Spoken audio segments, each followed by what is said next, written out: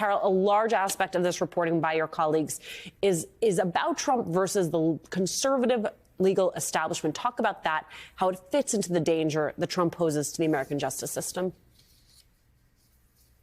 What I like about this reporting by my great colleagues at the Washington Post is it focuses in on something over the horizon in a way, which is that the Federalist Society, which saw Donald Trump and frankly would have seen any Republican president who replaced President Obama as a tool, essentially, a platform through which the conservative legal movement could make good on a basically 25-year quest to create a majority on the Supreme Court and to add more conservative-leaning judges to the rest of the federal judiciary.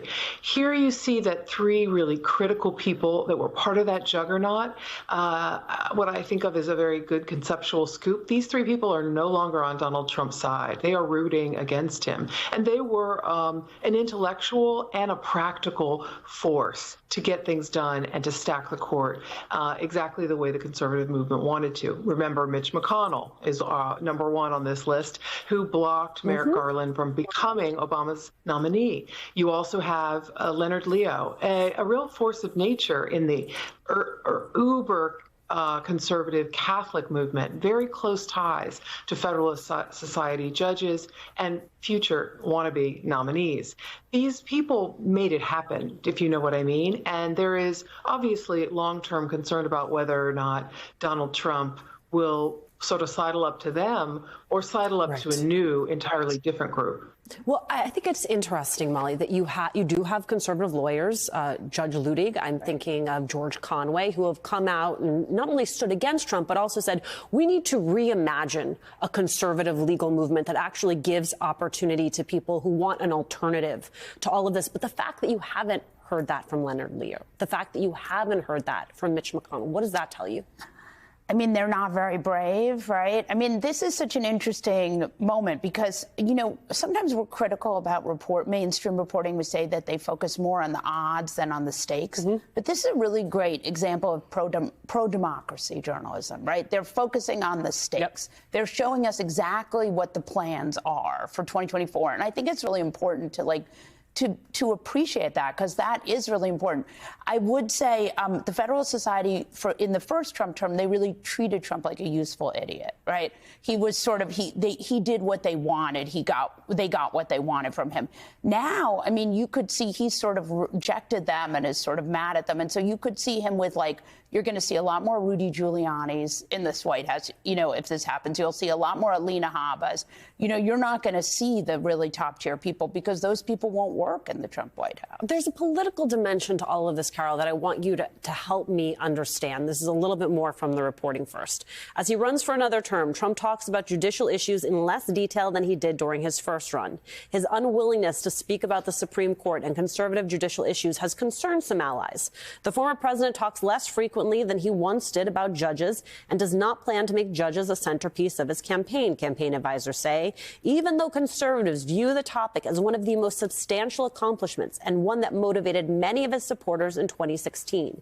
He has not issued a new list of potential nominees. What is going on there, Carol? He is a little ticked. Keep in mind that the Supreme Court justices who were named, Donald Trump believed that they owed their jobs to him and that they should rule in his favor. And remember how the Supreme Court handled turning over records to the January 6th committee. And that was the appropriate legal decision, but it wasn't one that Donald Trump viewed as loyal to him. He has said over and over very publicly that he's disappointed in judges who didn't do what's best for him because they owe him. They're his judges.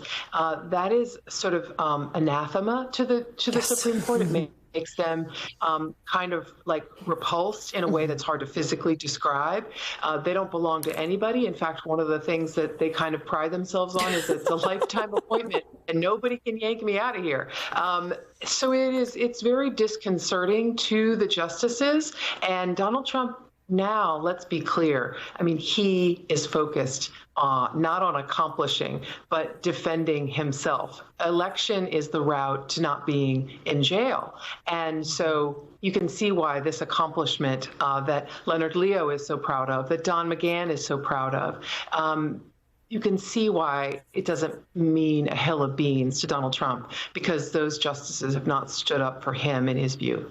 Let's talk, Andrew, about that accomplishment. Under the Trump administration, the GOP-controlled Senate confirmed 174 district court judges, 54 circuit court judges, and 3 Supreme Court justices. That is the first term. If he were to win a second term, how could he remake the legal landscape? Well, it's important to remember there's sort of 2 issues going on here. First is that elections have consequences, legitimate consequences. So if you have like a legitimate conservative president, they have a right to nominate, and assuming they're qualified to get confirmed, those judges. And so for many of those judges who are appointed, people may disagree with their judicial philosophy, but that's the consequence. And that is a reason to either vote for him or against him, depending on principle. What philosophy do you have? But I think what Carol and the reporting are really about is that Donald Trump doesn't give a hill of beans to the idea of judicial philosophy and acting out of principle. This is all transactional to him. It is, wait a second, when I appointed that person, it wasn't because of their philosophy. It wasn't because they were going to abide by the rule of law, but just on the conservative side. This was an idea of, wait a second, you just can't rule against me no matter what it is that I bring, because this is what you get with an authoritarian regime. And I just would like to point out, this is not just an issue that we are focusing on the Department of Justice. Obviously, that's incredibly dear to my heart. I worked there for over 20 years. It is also important to remember that this phenomenon that Carol and her intrepid colleagues are reporting on is equally something that people should be concerned about the Department of Defense and the idea of installing people there who will have the exact same view. In other words, not being tethered to the rule of law, to doing whatever it is that your boss tells you to do. But that's not how our country is supposed to work. Now, it may be that there are enough people who will vote for Donald Trump who think that is how the country will work, but we will be in a completely new and different landscape. Well, especially, Carol, because he's telegraphing a vision of retribution and revenge. I mean, I wonder what the reporting says about the ways in which he anticipates leveraging these institutions to that end.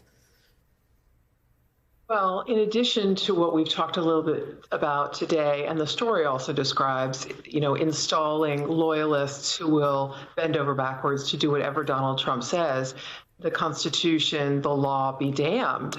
In addition to that, you can see the way in which Donald Trump has described already that he has a free-for-all in his hands if he is elected to use the Justice Department to criminalize acts of his detractors.